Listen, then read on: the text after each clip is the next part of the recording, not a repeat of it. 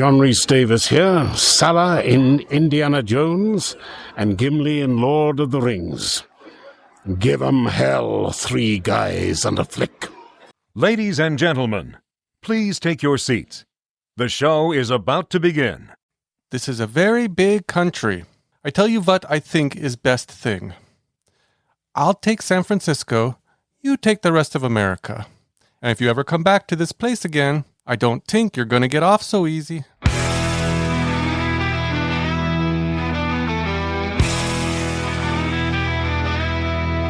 Three guys and a flick with Don, Ken, and John.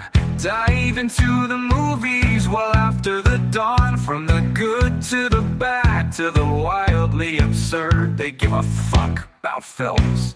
Their voices are heard. Welcome back. You are listening to Three Guys and a Flick. This is where we review the good, the bad, and the absurd. Tonight's episode, The Frisco Kid. Beware spoilers. Coming to you from somewhere in America, my name is Don. And to my right, we have the comic book guy, John. Keep your eye on the tuchus. And to my left, we have the professor, Ken. Hello, everybody. Hey, Ken, are you sure we're going the right way? I think we are. I hope you speak Spanish. Oh, shit. Why do I listen to you two? Tonight, we are talking about the Frisco Kid. The Frisco Kid comes to us via the Bronco helmet and was submitted by our listener, Rick. Yeah, my dad. Do you know why your dad wanted us to review this movie? He just thinks that this is such a funny movie. He loves this movie. I had to explain to him that when this movie first came out, yeah, it did really, really good with the Jewish community. Everyone else was like, I don't get it. I don't totally understand it. So it didn't have a great showing in the beginning, but he just has such fond memories of it. He thinks it's just hilarious. He was laughing through the whole movie. And of course, Julie and Nana sitting next to us going, I don't get it. I was going to ask the professor, hey, did Rick watch the same movie we did? I kid. So, Rick, I hope you listen to the episode, and I will try for you, my friend, to keep the swears at a minimum. But this one's for you. Shit. Released on July 13th, 1979, The Frisco Kid was directed by Robert Aldridge, written by Michael Elias, Frank Shaw, and Gene Wilder. And it stars Gene Wilder, Harrison Ford, and a bunch of other cowboys and gunslingers. How'd this movie do, Don? It appears that this movie was made for $9.2 million and brought in $9.3 million. When it was first released, it only brought in like $4 million, maybe close to $5 million. It took a while for them to make their money back on this. Okay, I can see that. It also was promoted heavily off of Gene Wilder, even though Harrison Ford was, rising star because of Star Wars coming out the year before. But Gene Wilder was getting all the press. That changed when the video release and DVD releases, they switched it to giving Harrison Ford top billing. Mm-hmm. I think maybe they went ahead and did that initially because Gene Wilder had success with Blazing Saddles, and that was like 5 years before, as opposed to 2 years of Star Wars. But as time passed, and then it went to rentals, they had a change of heart, apparently. I got to admit, I had never seen this before. And when I went into it, I was expecting a Blazing Saddles type movie. It's a slapstick. Sure. Well, yeah. And it's not what I got. And so I was like, interesting. So had you seen this before, Professor? Yes. My dad loved this movie. He thought it was just a comedy gem. And so I'd seen it several times. I'm sure you watched this a bunch growing up. Quite a few times. Yeah. Okay. Let's talk about this director a little bit. Robert Aldridge. I think I never saw Whatever Happened to Baby Jane, but I did see The Dirty Dozen and The Longest Yard. Oh, he also did The Flight of the Phoenix. Oh, really? Yeah. Jimmy Stewart. Oh, that guy. Yeah. Classic, dude. Classic. Yeah, when I was looking up his information, I didn't see a whole lot of comedies in his history. No, he was more of an action director. Mm-hmm. I mean, The Dirty Dozen. That might explain why this movie went through many rewrites and new scripts. Like Gene Wilder turned down the role twice until they decided to let him help with the rewrite. And it was only until that he then decided to come on board. And since the director was so action film focused or orientated, he let them improv a lot. And I mean, Gene Wilder's a natural comedian, so Sure. Yeah. When he has his energy moments, he really explodes. yes, Not that he exploded in this movie per se, but for the most part, that is when Gene Wilder gets an idea and he starts running with it, his passion and enthusiasm is something to behold. agreed. One thing I love about Gene Wilder, since you guys are already talking about him, is that he can go from comedy to heart to sadness back to comedy. He's just was so good at that and making you have the feels. Yeah. There were moments in this where I could see the seriousness that you don't normally see from, or I haven't, that I don't normally see in Gene Wilder movies. Yeah, I thought he did a great job. What is your favorite Gene Wilder movie, do you think?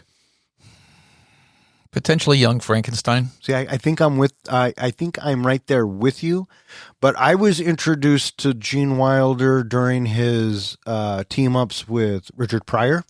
Yeah, Stir Crazy, Silver Streak. That's what I was going to say. Stir Crazy is one of my favorites because I love the pairing of those two. Yeah, And Hear No Evil, See No Evil. That was the one that I was probably introduced to first was Hear No Evil, See No Evil, and the bit when they're on the train and Richard Pryor and him are talking and Richard Pryor is pretending to be or he's blind or deaf or one of them, right? He's deaf. Richard Pryor is blind. Either way, Richard Pryor blurts out, "You mean I'm not white?"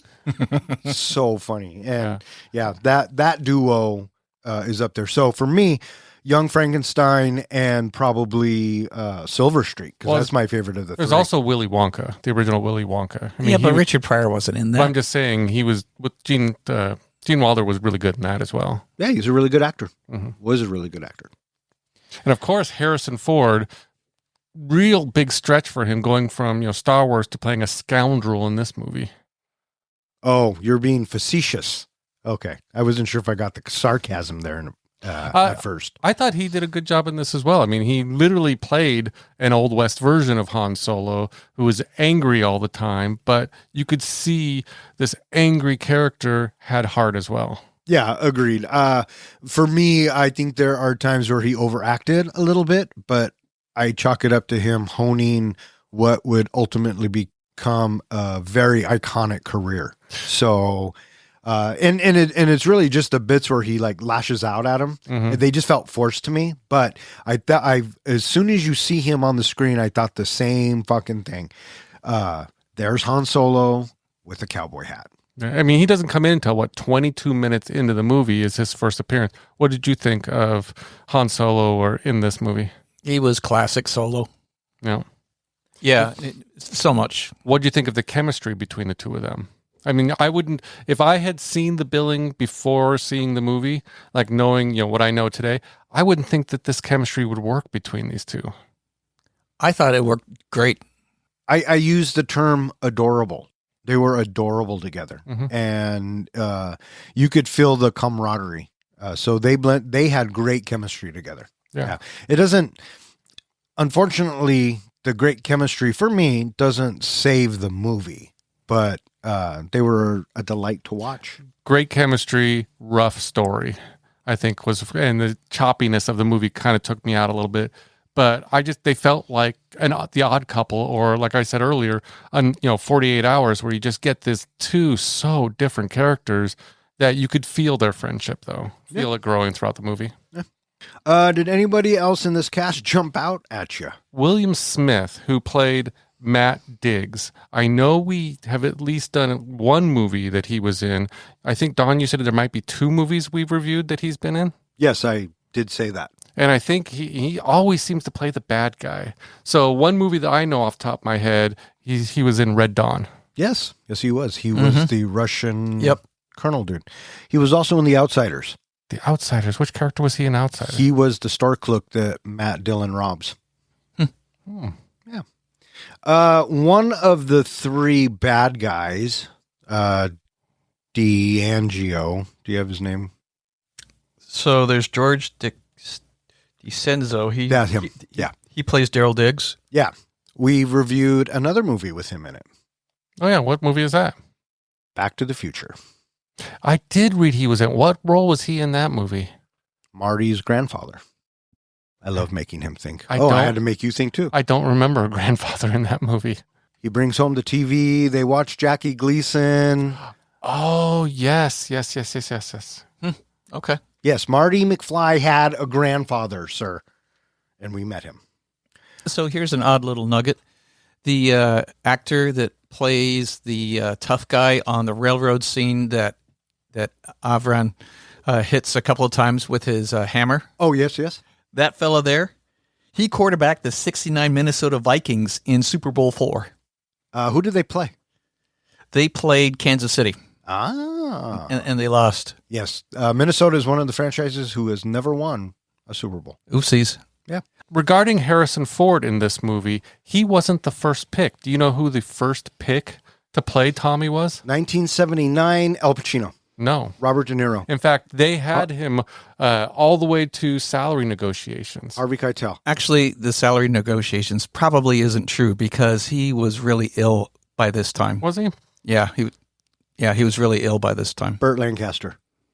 No, sir. John Wayne. John Wayne. He was ready to do this movie. In fact, he loved the script. But I had read, maybe you're absolutely right, but I had read when it got to the point where they were negotiating, they didn't want to pay him a lot for it. Oh, I wonder what the truth is. I could see John Wayne playing that role in it. It does become a very different movie, but I don't think it becomes a lesser of a movie. No. If that makes sense. No, it does not. Yeah. The other thing that this movie at the time, it had been a little while since there was another, comedy Western. I guess that same year, the movie The Villain came out with Kirk Douglas and Arnold Schwarzenegger, another comedy Western. Have either of you seen that movie? I might have a long time ago. But I heard it was a lemon. Yeah. So. I wonder if we should put that one in the helmet. Oh, and Margaret's in it too, now that I think about it. Yeah, I think so. Listeners, if you want to make us watch that droll, let us know. Villain, please and thank you. Before we get to trivia, I got one trivia question for you. How many years, because Harrison Ford had done Westerns before this movie, how many years after this movie did it take before he did another Western? 23. 23, is that what it is? That's my guess. Wait, do you not know the answer? Well, the answer that I read was 30 years. Oh, okay. I have no idea. And that was when he did Cowboys and Aliens. Huh. 2021. Well, yeah, I know, but I'm trying to think. Have I seen Cowboys and Aliens? Daniel Craig, right? Yep. Daniel Craig and Harrison Ford, yeah. Oh, interesting. I'll watch anything with Harrison Ford. It's a good movie. I didn't hate it. John Favreau, actually, I believe. Yeah, it's a little far-fetched, but it was good. Good action. Cowboys versus Aliens far-fetched? No! We reviewed two other movies from 1979, and both of you should be able to get one of them because they are endearing movies to both of you. Yes. The Exorcist? No, sir. 1979. Oh, fuck me. Both of these movies are beloved by both of you. Flash Gordon? No, sir. I know you think that's helpful, but it's not. We like a lot of movies. Oh, in 1979. When did Rocky come out? 76. God. Can we have one more hint that's not as generic? Hum the theme song. One is a happy movie and one is a scary movie. Yeah, I figured the scary movie was in there, but I can't remember all the scary I would have movies. gone right to Exorcist. Yeah. What else did we do? Alien was 78. Alien was 79. Wow, 79. Was it? I am all over the fucking board today. 1979. You're doing a good job of not cussing. I can cut around cussing, prick. And your dad's not going to listen. Just say, she. All right. The other one was a happy. Mm-hmm. Willy Wonka? No. Kid friendly. The Muppet movie. The Muppet movie. Bam. Yeah. Right on. It's not easy being green. No. Are you ready to keep that trivia rolling along there, sir? All right, I just primed the pump for a couple of trivia questions. I think this is going to be a knockdown, drag-out fight. We'll see how we do it by the end of this. So, gentlemen, my trivia questions. Some of them are going to be easy. Some of them are going to be a little obscure. But if you have just recently watched the movie, hopefully you will be able to get these, or at the very least, you'll go, that's right. Question number 1. What does Avram tell Tommy he says when he gets really took by surprise in his language during the she-it conversation? Don. Ooh, Don. Oy Vey. Point to Don. Thanks for helping me with that earlier, buddy. Yeah, I heard you guys going through that. It's like, oh, this is going to be good. Question number 2. After Tommy robs the bank owner agrees to pay the posse how much per man? Don. John. $11. Point to Don. That's what I was going to say too. Question number 3. After Avron tells Tommy that he returned the money from the bank heist, Tommy spews off a list of what he's gonna do. What is the first thing he says he's gonna do? John. He's going to take a bath. Point to John. Then he's going to get drunk.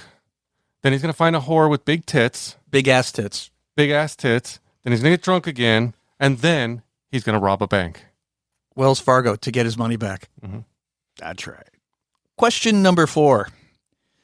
During the fine dining scene where Tommy is trying to convince Avram that he is still a rabbi, what is the color of the dinner napkins? Don. Yellow. No.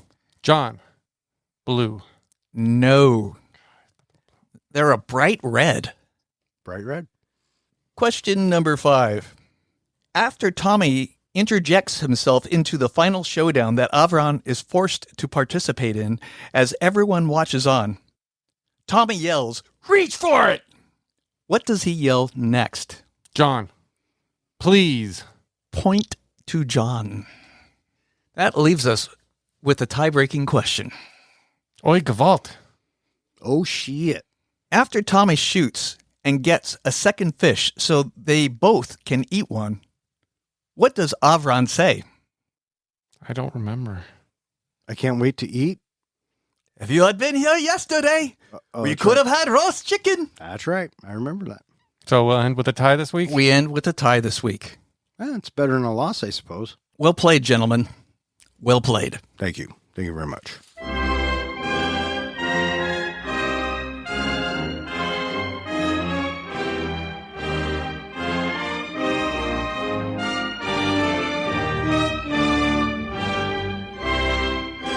Rabbi Avram Belinsky, a naive but kind-hearted graduate from a Polish yeshiva who finished at the bottom of his class, arrives in Philadelphia on his way to San Francisco.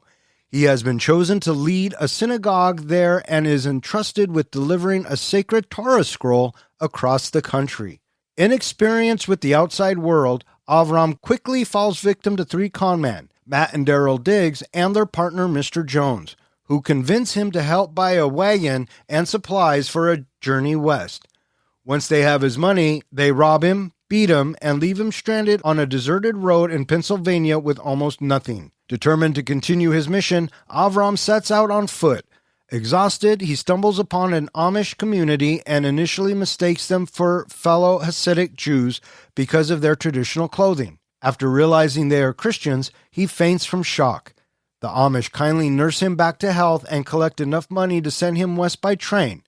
In Ohio, Avram works on the railroad until he earns enough money to buy a horse and supplies to continue his journey.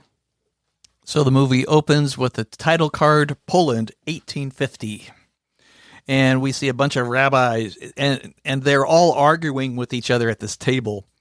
And then Avram, he enters the room, and immediately the arguing stops. So clearly he is the center of the argument. That's basically what happens in a yeshiva is you get a set of people on one side, you get a set of rabbis on the other side, they argue, and then they switch, basically. They will argue one side, and then they will argue the other side. I thought when Avram was outside ice skating, I thought, wow, that looks like a soundstage. Yeah, it definitely looked indoors. So I thought, oh, that's cute.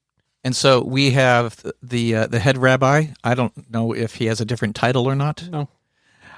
He starts speaking to Avram in English, and he wants Avram to appear solemn.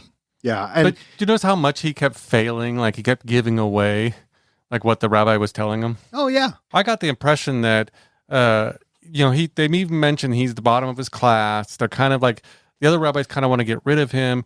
Avram wants to go to America, but they don't want to send him to America. So the head rabbi is trying to trick them into thinking this is like a punishment. Like this is a let's get rid of him by sending him to America thing. Mm-hmm.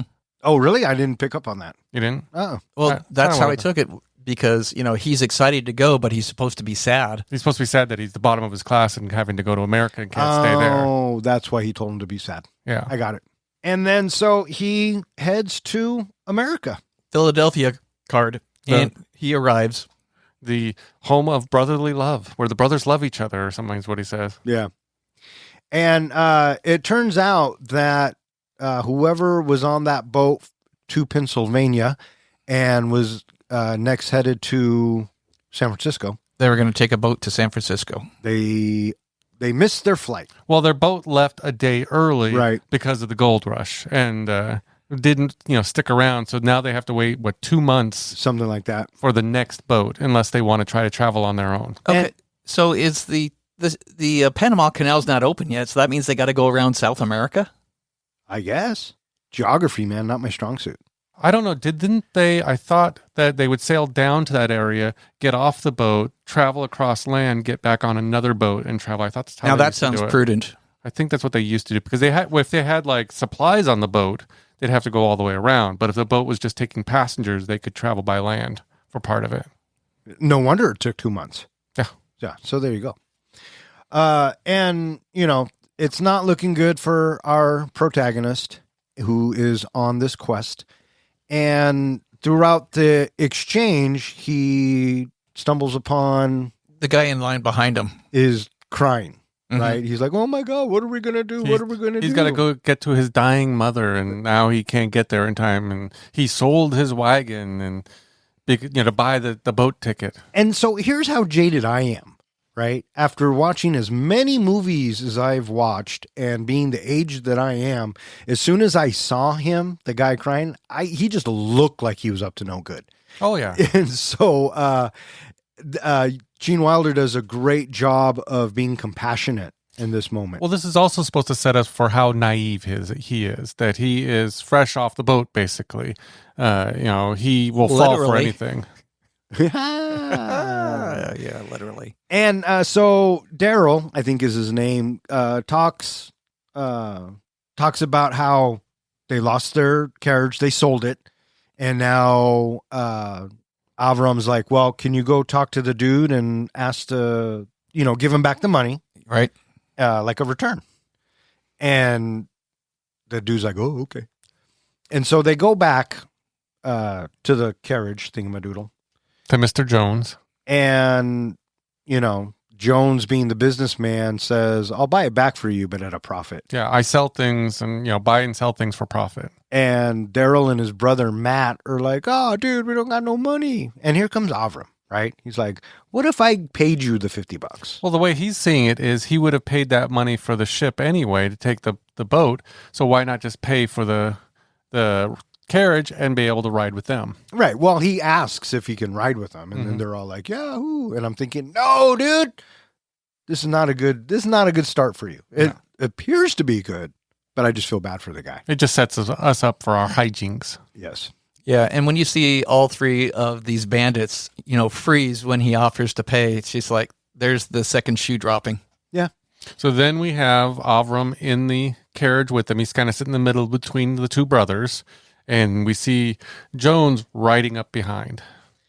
And when I watched this, I went into this thinking it was going to be Blazing Saddles-ish, but it's not. And even during this moment, I kept waiting for a joke. I kept waiting to laugh at something. So there's that. Mm-hmm. But that Mr. Jones beats the crap out of him. Yeah. And it almost was kind of sad because he's like just begging, like, what did I do? What's going on? What did I do? And It was kind of sad. yeah, I mean, yeah, well, it's supposed to be a comedy. That's what I'm saying. And just was a downer to watch this poor old, guy just getting the crap beat out of him. Oh, I'm saying it was sad. Yeah. So, yeah. What do you think? Yeah. Okay, so this is how it's going to play out. This is where the turn happens. And so, yeah, sure enough. Yeah. And so they strip him, throw his stuff out of the wagon as they're moving, and then sadly, they throw him out. And they steal the decoration from the Torah. Yeah. Oh, is that what that was? Yeah, it's like a decoration, a metal decoration on front of the Torah. Yeah. They throw him out, and we get credits. Yep. And we see him walking back, slowly collecting his stuff that has been strewn about. And my dumbass, I don't even know if I should admit this. When he first starts running back, I was thinking, he got thrown out last. Shouldn't he be going the other way? It took me a minute to realize he was going the other way because he starts picking up his shit. My initial thought when he's picking up his shit is he picks up his boots first and starts putting them on. And I'm thinking, his pants? how's he going to get his pants on over the boots?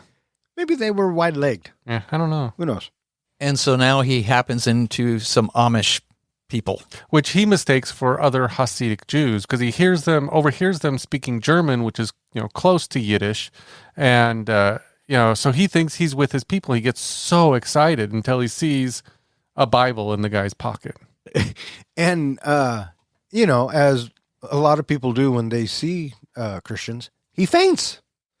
Which is funny because did you notice in the movie Witness, it's almost the reverse. There's an Amish boy who mistakes a bunch of Hasidic Jews for being Amish. I don't remember that. I don't remember Witness, so. So the Amish, they take him in and they let him, get himself back up to speed. They take pretty good care of him and then even collect money and give it to him to buy a train ticket. Yep. Which, kind of restores your faith in humanity a little bit, especially back then, right? After he's been treated so poorly so far. And he never once lost faith. He never once was going to give up. But now he has had time to rest, and he's got money so he can go get a train ticket to Akron. And I kept thinking, like, when he goes to buy the ticket or this, that, and the other, he was going to get robbed of the $10 but no, he doesn't. No, so, he gets on the train. What did you think of the woman that comes up and sits next to him? I was wondering if she was going to be in on the robbery with Harrison Ford, but she wasn't. I thought the same thing. And I also thought maybe she was a professional. Maybe she was trying to, see if he wanted a little something, something. What do you mean? Like she was a hooker. Oh, and what would she have offered him? Something. Little rub and tug. But this is also where we first start, get a glimpse of Harrison Ford. We get a glimpse of Tommy. Tommy Lillard. 1, 2, 3, 4, 5, 6, 7, 8, and go! Everybody dance! Always with the left foot first. First we start slow, then we're gonna do some nice footwork. That's it!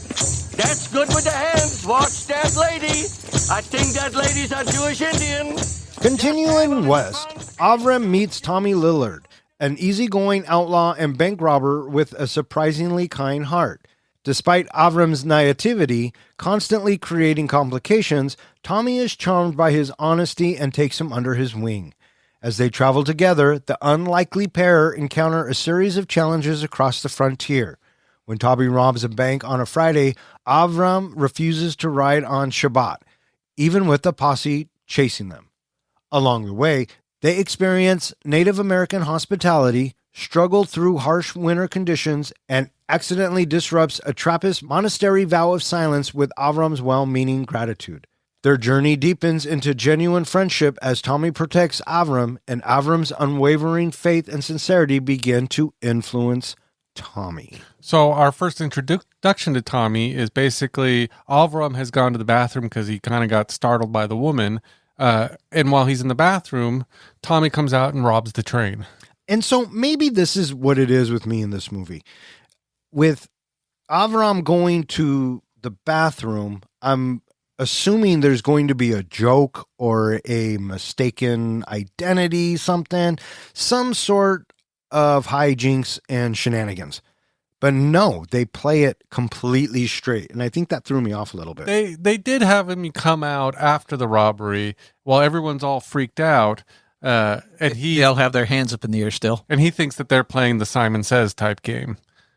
I mean, I guess that was the joke. But what I thought was going to happen, because it had been a while since I'd seen this movie, is he kept saying that he had a partner with a shotgun standing in the back who was going to stay a little bit while he jumped off the train. I thought the mistaken identity was going to be he was the partner with the shotgun and that they were going to assume he was in on it and chase him off the train.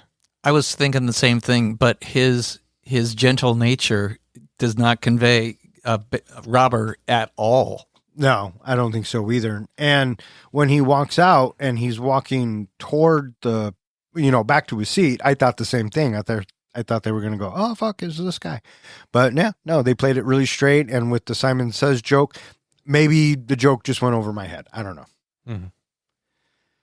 And then so the train goes along, but the train is also going on a Saturday. Yep. And so he's got to get off the train. And he starts to walk. Do you know why he has to walk on the Sabbath? Because it's for his religion.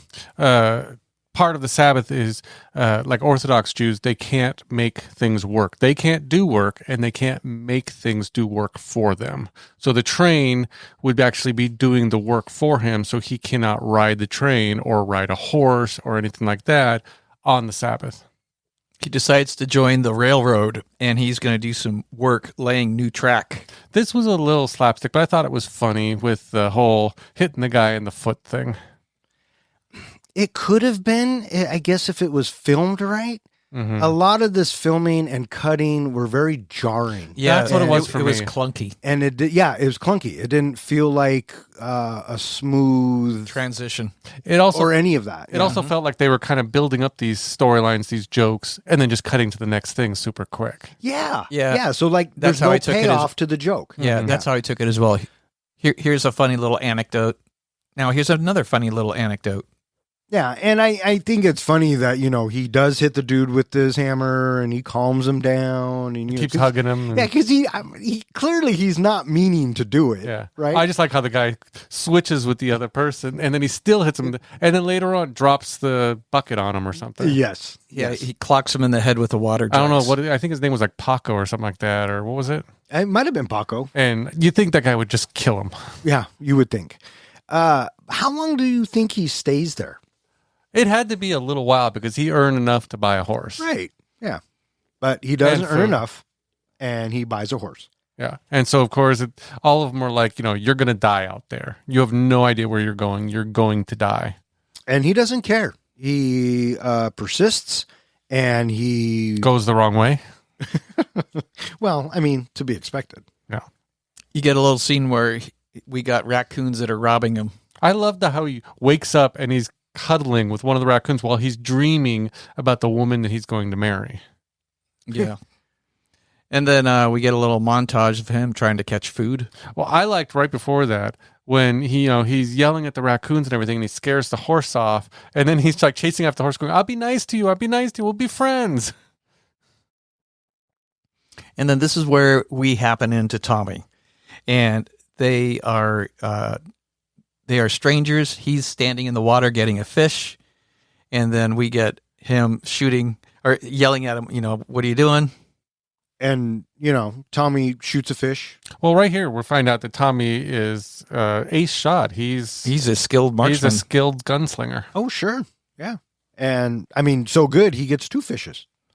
And you can see that Tommy is kind of like, oh, fuck, if I leave this guy, he is really going to die. Mm-hmm. And maybe he doesn't want that on his conscience. So he helps Avram out. Yeah, and it's curious to see him continually helping Avram because he says repeatedly, I'm out of here. Yeah, in the morning I'm out. He continues to stick around. But, it's the evening time. They're together. They're eating the fish, and they small talk a little bit. And he talks about how he has a wife that he's been promised. Right. And then they make it a point to tell us that this wife that has been promised to him, kind of like somebody else. Yeah, they show that in the little, when they switch over to the other scenes in the town, she's kind of looking at the other guy and not too happy about marrying this rabbi. And Avram's, I'm sure he's excited to some extent, but I mean, this is what he's expecting when he gets there. Mm-hmm. And there is no option for Avram of not making it. He is going to San Francisco. He is going to do what he was assigned to do. And that's the end of it. Well, the other thing too is this Torah that he's delivering. He must deliver the Torah. I mean, this is sacred to him, sacred to the people. So throughout the movie, they make it a point to tell us that this is like he will do anything to deliver this Torah. Right. And as we watch this unfold during the arc of the movie, we have Avram that he is helplessly joyful. He is always optimistic, and his character of, I just got to do it, shines for this character to be just ever optimistic. And I like the moment when Tommy's like, okay, I'm not going with you, but good luck. So here's how you get to San Francisco, right? You go this way, then you make a left, and then you ride for 5 weeks, and then you put the ocean on your shoulder, and San Francisco's right there. And Avram goes, I got it.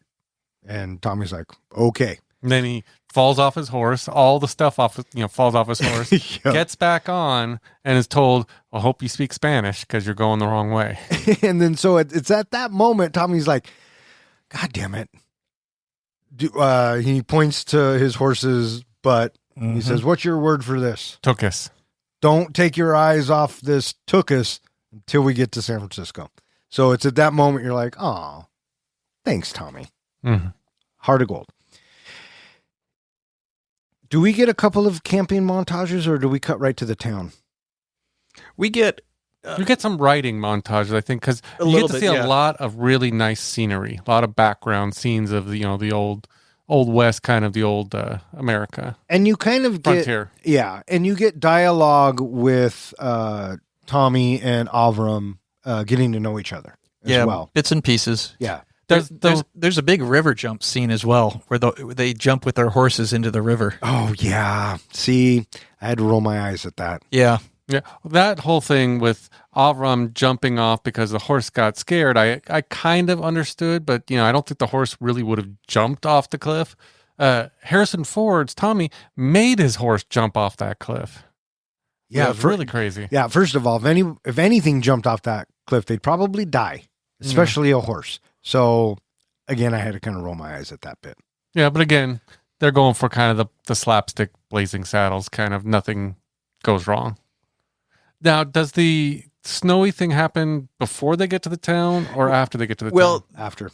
Well, they pull in to, it's evening time, and it's a snowy little town, and they end up staying in a barn. That's right. And Tommy says, this blizzard, it is way too dangerous to travel in. You're crazy to go out there. You can't do that. It's another one of those scenes, too, where Tommy basically says, well, if you choose to do that, I'm out. I'm gone. I'm not going to stay with you. I'm going to go do my own thing. Yet he still goes with him. Well, what does Avram always say to him? Nobody asked you, bud. Nobody asked you to stay. Go do what you got to do. I don't give a fuck. And yeah, Tommy always comes back to him. Yeah. And so, it's like, man, Tommy, what the heck? You keep saying no, but then you keep continuing to tag along. I feel like this is our relationship. Wait, who am I in this relationship? You're Tommy. Yes, I am. Well, because he's Jewish. Well, yeah. And you're a scoundrel. And he's kind of a little... And so we cut to them in the blizzard, and they're riding along, and there's a moment where they have to huddle around a fire. Yeah, and they curl up to each other. And Avram, his clarification has made me chuckle a little bit. He says, we're doing this just to keep warm, right? And Tommy's like, yeah. And he goes, well, in that case, put your arm around me. He says, come here, darling. Yeah, I thought that was cute. I do like, too, where they have the discussion of, why do you always say this word? What word? She, it.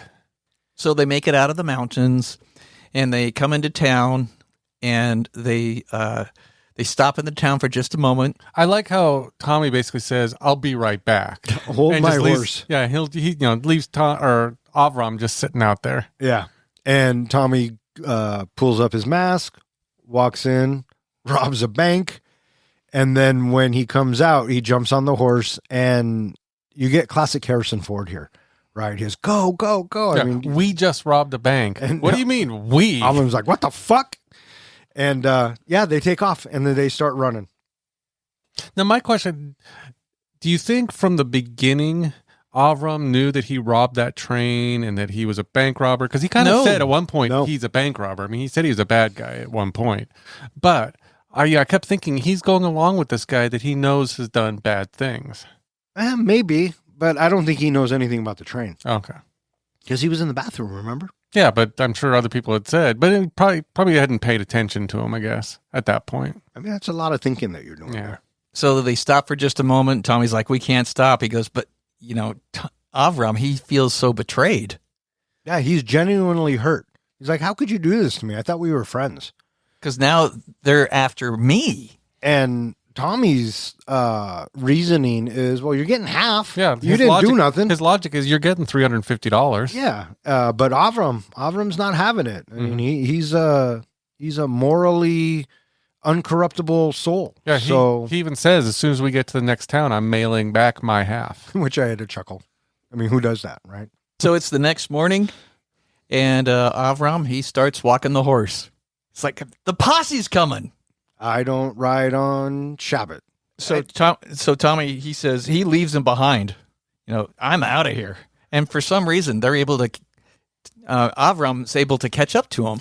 This again, even though Tommy rode off, I think he'd let him catch up because, again, he's got the heart of gold and he worries about Avram. Well, if he was that worried, he should have gone back for him. But he's as it turns out, Avram's walking his horse and he catches up to Tommy, and I'm thinking, well, he must not have rode that far That's what I thought too. because it takes a lot to make your horse follow you. And so I like how he goes, Tommy's like, well, how long do you have to do this? And Avram's like, until the sun goes down. And so I like as they're going and the sun's dipping behind that mountain, they start looking down and lowering. They're crouching down a little bit. And as soon as the sun goes down, they on the horses.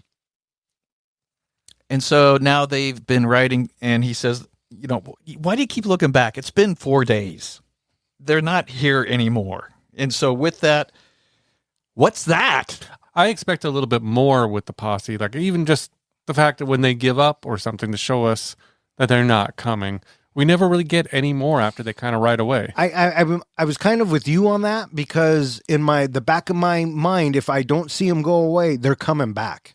And so I'm waiting for the posse or someone of the posse to come back along with the three guys. Right? I also thought maybe they'd show up right at the end of the movie to arrest Tommy. So who do they spot on the horizon line? Native Americans. Bunch of Native Americans. And they flee. But they are ultimately caught.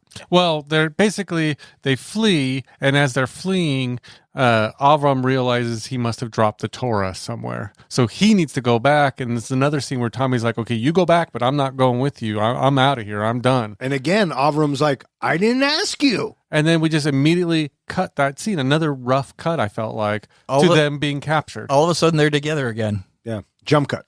Mm-hmm. Yeah.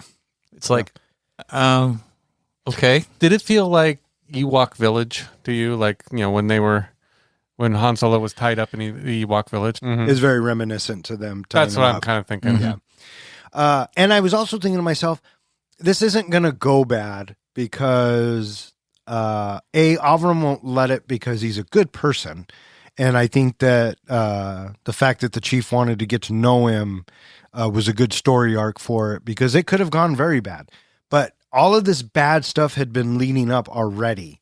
So we had to have at least one thing go right for our protagonist because we haven't had that since the Amish. What did you think of Lion Harrison Ford of the chief? I I appreciated it because instead of immediately turning to hate, the chief wanted to get to know Avram, and he was shocked. He's like, "Where do you come from?" Right? And he's like, "Poland," and nobody knows what the fuck a Poland is. And it's a new relationship that the Native American probably didn't have at the time with a Hasidic Jew, right? So one of the weird things for me was seeing all these Native American and then seeing this chief.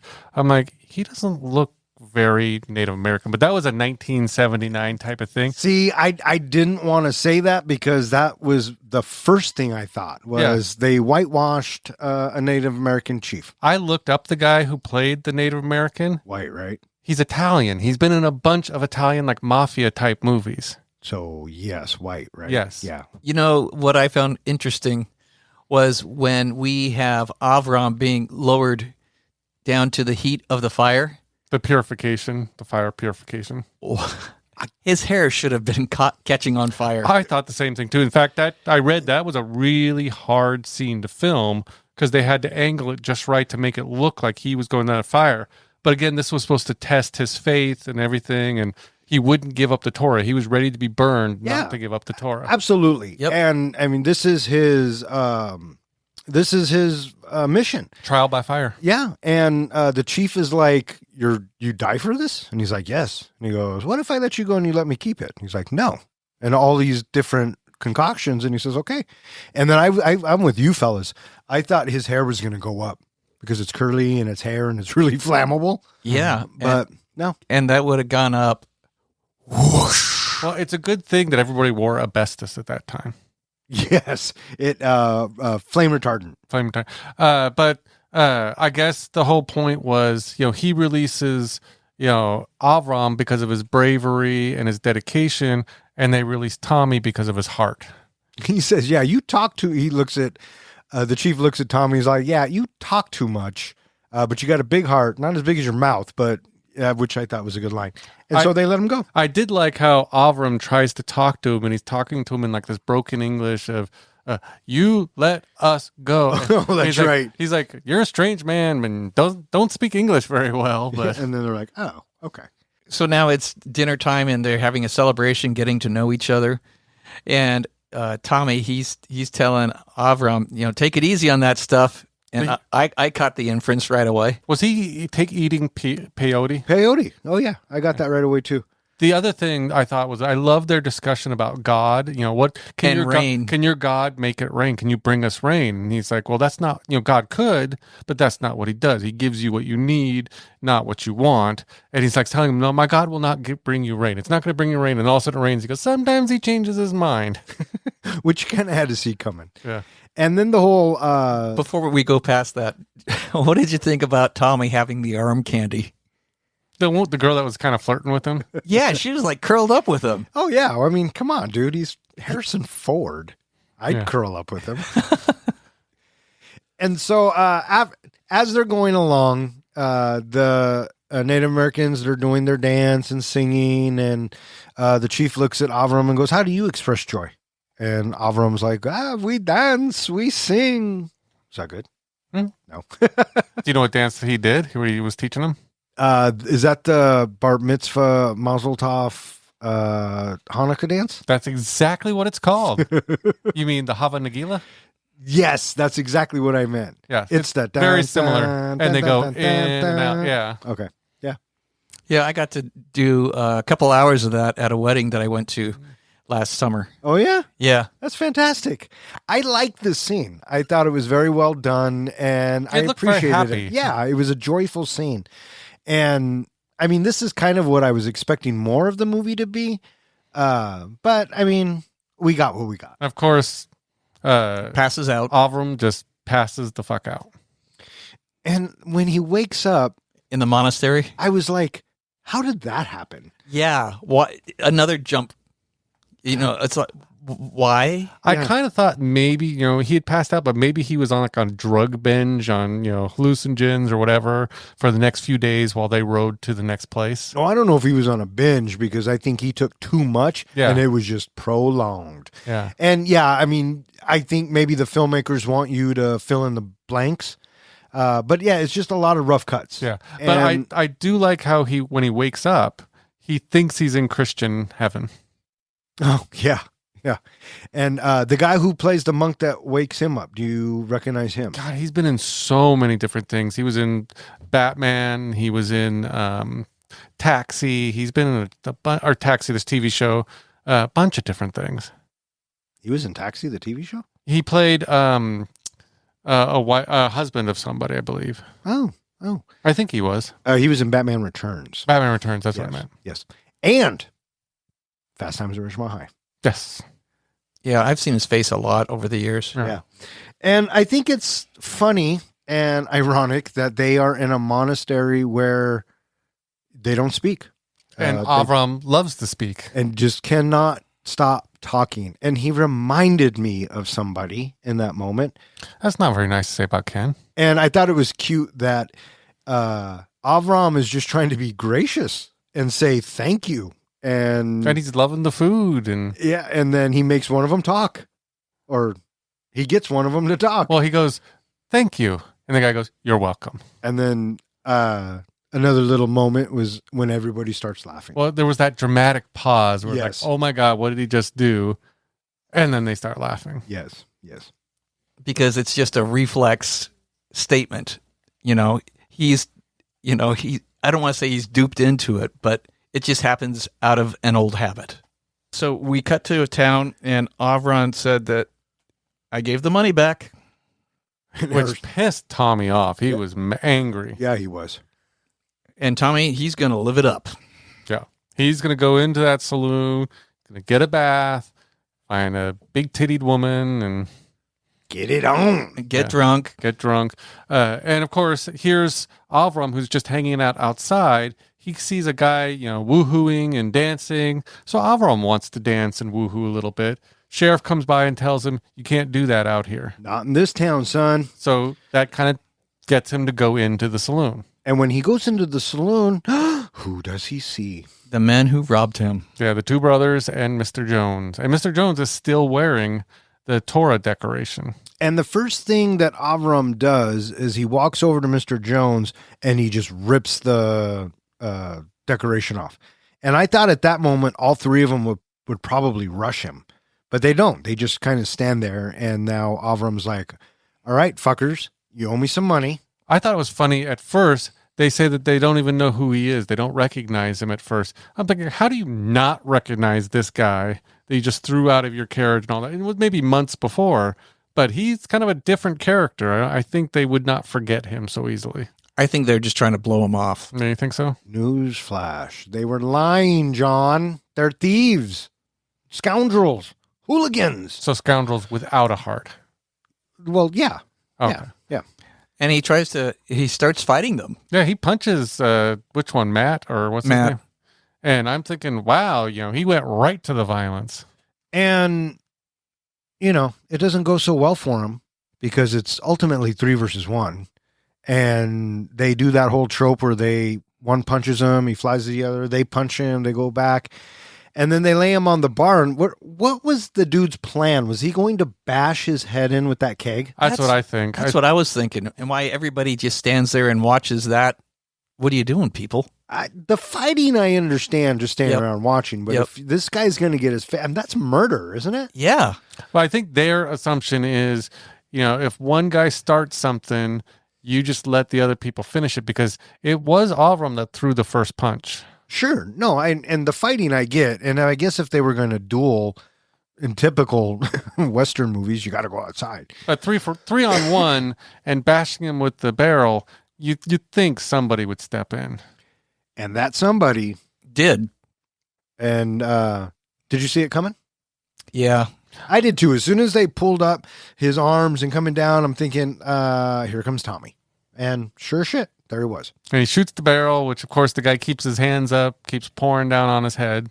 And he tells them to leave the money that they owe him. Yeah, and then some extra money too. Well, basically they can't take any of their winnings. Oh, that's what it was.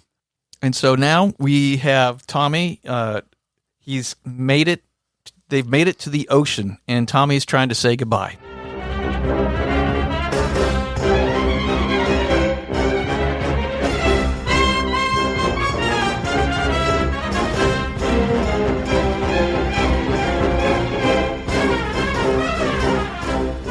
the end of their journey, Avram again encounters the Diggs brothers and Mr. Jones. The confrontation turns violent, but Tommy arrives just in time to rescue him and recover the money that was stolen earlier. Soon after, Tommy tells Avram that they will have to part ways. Before they can separate, the three criminals ambush them on a beach. In a shootout, Tommy kills Jones and wounds Matt, who escapes. Avram, forced to defend himself, kills Daryl in self-defense. When Avram finally arrives in San Francisco, he struggles with guilt over taking a life and questions whether he is worthy of becoming a rabbi. He is also troubled by the fact that, during the ambush, he instinctively saved the Torah scroll before helping Tommy. Tommy reassures him that his character and faith are what truly matter. Just then, Matt returns seeking revenge and challenges Avram. With Tommy's help, Avram shows unexpected courage and wisdom by disarming Matt and driving him out of the city in front of the community.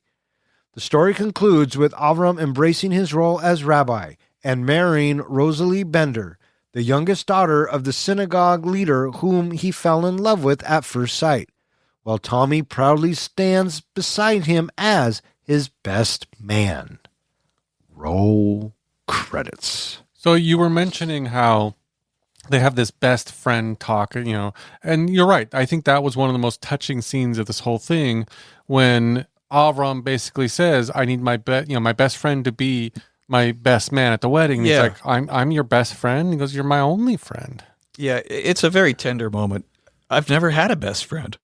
And Tommy's kind of like the same way. Yeah, and Tommy basically says, I don't think I've even had a friend. Yeah. And so he's like, why don't you come to San Francisco with me? And Tommy's like, okay. Well, Tommy was going to go to Sutter's Mill and go be a gold miner. Right. So they decide to take a little break, and they frolic in the ocean, have a swim. I kind of had to say, what the fuck was going on here? I don't know. That wrestling thing was a little weird to me. And I mean, cool. Okay, here's what it is. You know what threw me? Going into the ocean with your underoos on. Long johns. Yeah. I mean, why would you do that? Well, you're not going in naked. Why not? At least your long johns stay dry. That's the way back then they cleaned them. That's what I was pondering. Maybe they decided they wanted to get themselves cleaned up a little bit before they came into town. Maybe. I don't know. They're probably getting a little ripe by then. Maybe. But lo and behold, here come the three assholes. Mm-hmm. And a gunfight ensues. When Tommy gets shot, I was thinking, oh, fuck, you guys better not kill him. I was going to be pissed. So I'm pleasantly surprised that he didn't die. Yeah, but he shoots the other guy right in the head. Mr. Jones gets it right in the head. He's a good fucking shot. He proved that with the fish. Yeah. And then we have Matt. He gets grazed, and he runs off. And now we have Tommy. He's out of bullets. And we have Daryl Diggs. He is out of bullets. And now they're looking at the gun. And was that Mr. Jones' gun? Yep. Yeah, it was down in the sand. Yeah. And so here is Avram has a gun pointed at Daryl, while Daryl is realizing he's not going to shoot me. I'm just going to go grab that gun and shoot them both. And he almost does, but, in self-defense. Classic Harrison Ford yelling here. Yes, very much so. Doesn't Avram keep saying to him, don't do it, stop? Or does he say anything during I don't think he says anything. No, I don't think he does either. And ultimately, he picks up the gun and shoots Daryl. And right after he shoots him, and we get that straight shot of Avram in his long johns, and he's looking at us, and he's pointing the gun towards us. That image that's one of the images that always sticks in my head when I think of the Frisco Kid. Mm-hmm. We also get Matt in the bushes who oversees his brother. Yeah, his brother getting shot. Which we know this isn't over. This basically foreshadows that he's coming back. And and again, I'm not expecting it to be this kind of movie. It's like a dramatic Western with some comedic elements in it. Yeah, well, it takes a little bit of a turn here because you realize Avram's not going to get over this pretty easily. Having to take a life as a rabbi, having to take a life like this. And it does. It affects him deeply. Yeah, because when they get to San Francisco, he delivers the Torah, but he pretends to be Tommy and pretends to be this cowboy who's delivering the Torah and not the rabbi. Right, because he is questioning his morality. He also meets the daughter for the first time, and you can kind of see there's a little zing between the two of them. Oh yeah, you knew where that was going because they set it up for us by making the other daughter loose. No, I'm just kidding. She's just in love with somebody Yeah, else. she was just in love with someone else. But that was another kind of storyline that they just kind of, they started in the beginning and never felt like they really tied it up at all. Like she just, okay, well, we're just going to switch daughters. Well, that's how they tied it up. Yeah. I mean, we never really hear much about the other daughter at all. What would you like to hear? That the father basically gave permission to say, you know what? You're in love with this other guy. You don't have to marry Avram, obviously, or have the younger daughter come to him and say, I would like to marry him. Just some kind of resolution there. They just say, okay, well, let's just switch. Okay. I thought it was a little weird. But anyway, they get their little zing. Avram delivers the Torah. And then I think the next thing, are we at dinner? Yeah, I hate to keep my sidewinder waiting. It was this particular scene that I thought Harrison Ford maybe went over the top a little bit. A little bit overacting because he's very angry in this scene. And I mean, Avram's just simply saying, I'm not the rabbi, I'm not a rabbi. And Harrison Ford rightfully kind of upset about it because his character, he believes in Avram. And he's like, you did what you had to do. It was going to be him or us, right? I mean, you did what you had to do. And but he says, but you're a good person. You are a rabbi. This whole journey was because you're going to be this rabbi. So don't you sit there and tell me that you're not a rabbi. A few things I got from this scene is, one, throughout this whole thing, Avram gave Tommy something to believe in, that there was good people out there. Obviously, Tommy seems to have had a rough life, and here he is seeing this man who's such a good man who's now falling apart. The other thing is that, Avram brings up that I chose to save the Torah before I chose to save you, and how can I live with that? And Tommy even says, we have discussed this already. I've already forgiven you for it. I'm good. So this is a conversation that even before this dinner they were having for a while. And I like that, Avram does come clean. He says, the first thing I thought of was the Torah. And Harrison Ford gives him the Han Solo smile. And he's like, it's fine. I get that. That's who you are. I wouldn't expect anything less. Because ultimately it all worked out. Mm-hmm. He saved him. Yeah. And, the one thing that's really neat about this is when we have Avram have that tear roll down his cheek. Yes. That's what I was saying earlier about, I think Gene Wilder is so good at going from like one to the other for the emotions, and you could feel the sadness with him. He just did such a great job with the delivery here. Yeah. Yeah. And then the Jewish community, they show up in the restaurant and they want to meet their rabbi. And they go straight to Tommy thinking he's the rabbi. Does he look Jewish? Or Harrison Ford's a quarter Jew, not too shabby. But the girl, she points at the table, and is the rabbi going to be in the cowboy gear, or is he going to be dressed a little more nicely? Well, yeah. I mean, Avram does give them kind of a lecture about not judging people by the way they look, but he had already told the youngest daughter he's not the rabbi. He's not the guy they're waiting for. So she may have said something to him that this must be the rabbi because he told me he's not the rabbi. She seemed to get over real quick that he lied to her. They show up because Avram tells her where the rabbi is. Yeah. And so I knew this was coming, right? But when it comes time, Tommy's like, I'm not the rabbi, he is. And Avram's like, yes. Well, yes, I am the rabbi. I love how they're speaking Yiddish to him, to Tommy. And Tommy's like, what are they saying? Yeah. They think you're the rabbi. So, drinks all around. And then we have Matt Diggs. He shows up. And I'm thinking, oh, for fuck's sake, somebody just shoot this guy. Well, I also thought this was going to be another big turning point when it's revealed that Avram has killed somebody. They all seem pretty shocked about it. But then again, they get over it real quick. And I think that's partly because Tommy tells them that he did it in self-defense and all that. But it's just like this shock, this rabbi who kills people. Yeah, and, he's forced to put on his big boy pants. He's got to face him by himself because Tommy already has just been knocked out. Mm-hmm. And this kind of ended the only way I thought it would end. I didn't think Avram was going to shoot Matt or take another life because he was already distraught over the one he did take. So naturally, they come to terms, and Avram gets the better of him. And then he says, look, America's a big place. How about I take Frisco and you take the rest of America? I forgot. I knew about him dropping the gun and not, using the gun. I had forgot about the sidestep trip and having him fall and then kicking him in the ass. I thought that was a pretty good way to close that out. Yeah, non-lethal. Yeah, with the boot to the butt. Yeah, non-lethal To the takedown. tuchus. To the tuchus. That was just to get your attention. Now listen to me. The war is over. No more killing. Was Gene Wilder just in the room? That's pretty good. And so, yeah, they... He throws the gun away. What do you think of, Tommy shooting the gun a couple of times and then telling him, reach for it, please? That felt very Han Solo to me. Yeah. Oh, yeah.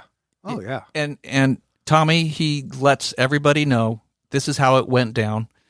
And he was forced to defend us because we were going to be killed. Yeah, we were ambushed. We would not be here right now. Mm-hmm. Right. So Avram, he de-escalates the situation. The people carry out Matt out of town. Somebody showed this asshole out of town. And they do. And then we cut to the wedding. And there's Tommy, his best man. And we get some dancing and the credits, and there's the movie. Did you guys watch the credits long enough to watch as they rolled credits and they showed an image, they would freeze frame it? Yeah. Mm-hmm. And then they would do it again and again and again. Mm-hmm. Yeah, the whole way this movie was put together, in my opinion, was just a little outside of the norm, I guess. I don't know. I mean, I'm sure they loved it back then. It just clunky. The impression I got is they filmed a pretty good movie, a good story, and hired a really bad editor. Yeah, because editing. The editing and the cuts and the resolutions that never came to be, it was just so choppy for me. The resolutions that never came to be, that's not on the editor. I know, but I feel like they cut out scenes. Well, and you're right. That probably was the director. That would have been the director. Yeah. Yeah. So, or the writer, or they didn't even write the conclusions to this stuff. And you're right. They started a lot of stuff that they didn't pay off. There wasn't a good flow, I think, is kind of where I'm going for it. The movie didn't flow well. No, it didn't. And at 2 hours, I mean, it almost felt like 2 hours. It was a little long. Yeah. So, all right. What do you guys think? You guys ready to rate this flick? I'm ready to rate this flick. How about you, John? Are you ready to rate this flick? What? Do you think I'm some kind of mashugana? Of course I'm ready. Oy Vey. Hey, Professor, how do we do our ratings? We do our ratings on a scale of 1 to 5 fucks. 5 fucks is a movie that we think is cinematic gold. And a 1 fuck movie is where you get done watching it and you're thinking, I am never watching that again. And what's a 0? A 0 fuck movie, you get done watching it, you turn to your buddy and you're like, oh, for shit's sake, what the hell? Why would you make me watch this? I want 1 hour and 59 minutes of my life back. Or in other words, we just don't give a fuck. It's your dad's movie. You want me to go first? I'm saying you're going first. But before I do, Don. Yes. What rating am I giving this movie? Oh, that is a good question. You're going to give this movie 3 fucks. 3 fucks, final answer? Final answer. Do you want to know what my dad gave this movie? Your dad gave this 4.5 fucks. He gave it 3 fucks. Oh, he gave it 3 fucks. He gave it 3 fucks. Julie and Nana both gave it 1.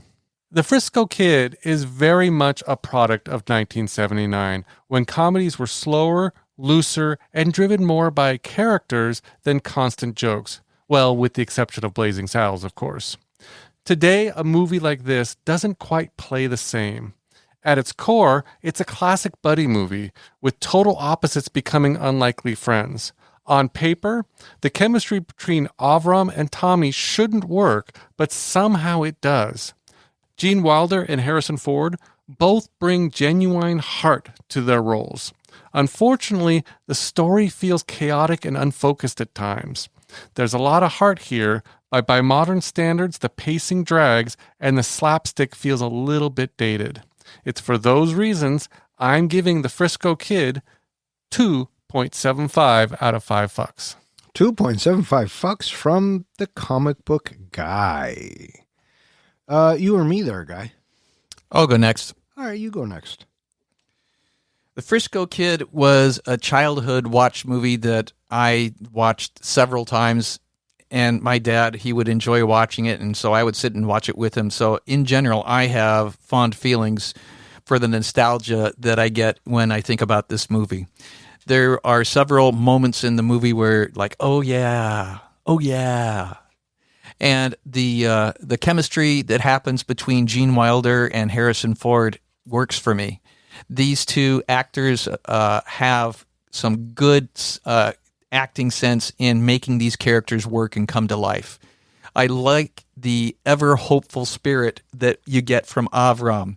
And Tommy, always just looking out for himself, but for whatever reason, he has a big heart for Avram, and he keeps going back because, I think that he really feels for him. As we've said throughout this pod, it is clunky in its watch, and I do think that it is long. Having the movie flow the way that it does it's awkward, but having these two characters work the way that they do together is the one saving grace for the movie. And so with the nostalgia's sake and having these two characters, these two actors working well together, I'm willing to give this movie 3 fucks. 3 fucks from the professor. I thought the Frisco Kid at its core was a movie with its heart in the right place. I think that the editing was clunky. I think that it was a bit long. Harrison Ford and Gene Wilder, adorable. Absolutely adorable. And obviously just saved this film from being worse than it is. It wasn't what I quite expected, but I am ultimately glad that I watched it. It gives me a newfound look at Gene Wilder, and I would be interested to go in and take a look at more of his movies, especially ones that I saw a long time ago, and watch them in the lens that we are now watching our films for this podcast. Ultimately, it just comes down to the length, the cutting. The story is fine. It's a very A to B story, and it is just, I don't know, it's a bit long for me. So with that, I'm giving the Frisco Kid 2.5 fucks. With 2.75 fucks from the comic book guy, 3 fucks from the professor, and 2.5 fucks from myself, that gives the Frisco Kid an average of 2.75 fucks, which now puts it in the 28th spot with Thanksgiving, Death of a Unicorn, Team America, World Police, and The Black Swan. It is slightly better than Atonement, Scrooged, and The Adventures of Priscilla, Queen of the Desert.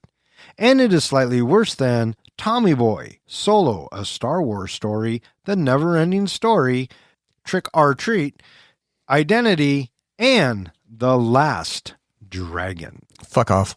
So there you have it, boys. So this is the 10th movie that we have reviewed so far this year. And Don, your batting average is at 600. That's fucking horrible. I didn't know you were keeping track. Speaking of numbers, Gene Wilder did 5 movies where he is basically a character wrongly accused of a crime, including Frisco Kid. What are the other 4? Silver Streak is 1. Stir Crazy is 2. Yeah. Blazing Saddles is 3. I don't think he's accused of any crime in Blazing Saddles. Well, we meet him when he's in jail. But that was for drinking. And he committed that crime. He's not wrongly accused. So you're saying Blazing Saddles isn't on that list? Is not on the list. But you got the first 2. Hear No Evil, Say No Evil? That's 3. And what's the other one with Richard Pryor? It's not one with Richard. I don't think it's Richard Pryor in this one. I didn't recognize the name of this one. Okay, if it's something that you didn't recognize. 1982. Was Gilda Radner in it?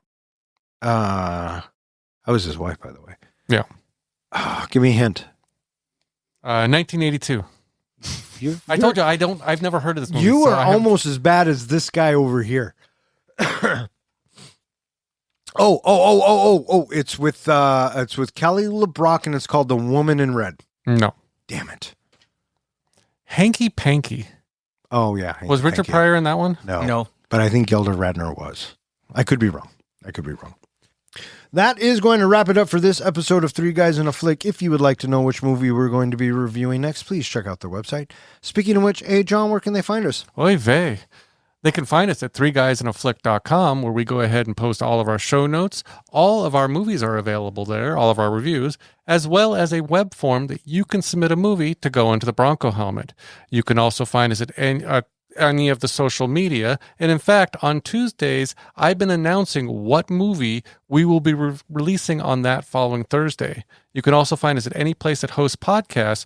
While you're listening to us, make sure to subscribe, give us a 5 rating, and if you want, in the comments, you can leave a movie to go into the Bronco helmet that we will review later. Speaking of comments, what do we got this week, John? We have a comment this week from Lock626. Thank you, Three Guys, for another great episode, and please, more Pixar. This one, by the way, was for Toy Story. Yes to Toy Story 2 through 4, and eventually 5. But would love to see you guys do The Incredibles, Monster University, or Coco. This movie was an absolute classic, and Toy Story 3 is the best and worst because they messed with our emotions. I'm giving this one 4.75 fucks. My parody name is Coitus Story.